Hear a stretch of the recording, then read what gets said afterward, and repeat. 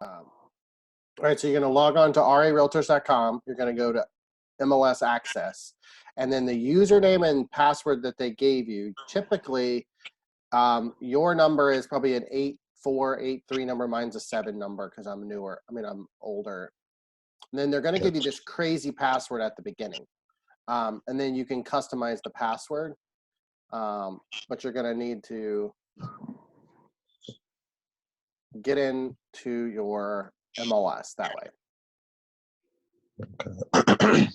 Then once you kind of get in here, it's going to have a whole bunch of options, but because we're setting up a buyer portal, you're just going to go into this, what they call core logic matrix. And then what you're going to do is you're just going to do a simple search. You're going to do search. And then this first one that says single family full. So just kind of pull over to the right. So it says FSCND full. Gotcha. Now, because he didn't have a huge specific, wasn't very specific, the only thing you're going to do is single family. Active is a default, so you don't have to worry about that. And then the price range, if you see this check mark, it says 1,000, 000. So you said 200, right, is his price point? Yes, 200. So you probably want to go a little bit under, because obviously if he wants a cheaper house, that's okay. So I would probably do like 180-220. So I'm going to give him anything from 180,000 to 220,000. So low and high, so he can kind of see what it is. The one thing that you see right now on the bottom left, it says 211 matches. That's a lot of houses. Typically, you don't want to send that many. Typically, you want to either put zip code in, or you want to put a county in, or an area number in. But we're going to kind of leave it.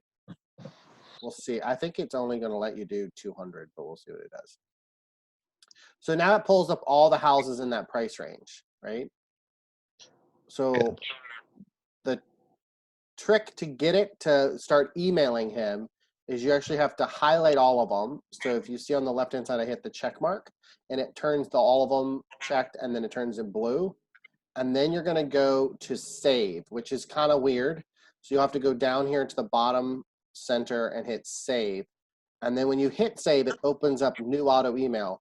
What that's going to do is that's going to send him an automatic email every time a new listing comes up active in the 180 to 220 price range. It's going to automatically shoot him an email, and he's going to be able to take a look at it.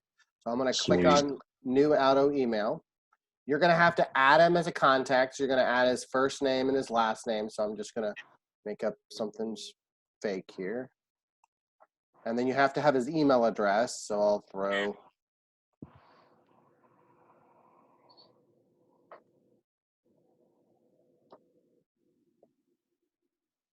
And that's really all you have to do to have that.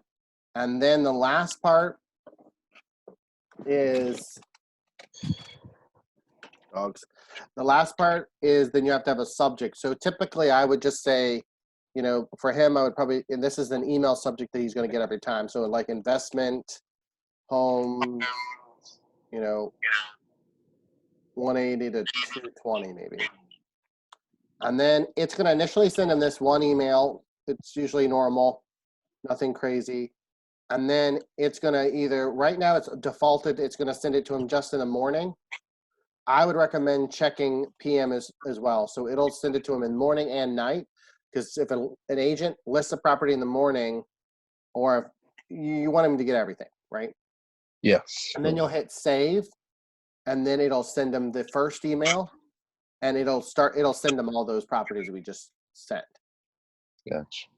Now the last thing, so once you kind of get that all set up, you can see what he's looking at. So when I go back to the main screen, you should be able to see recent contacts. You see that kind of in the middle? Yeah. So I'm just going to click on mine because there's one. It now shows you one auto email, which is what the one that you just sent him was. And then it says save searches and things like that.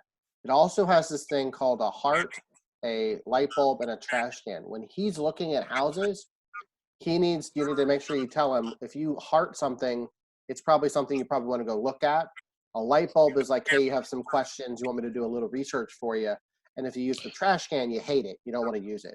The cool thing is that if he does, if you see on the back end, open the portal, you can see all of the properties that he looked at.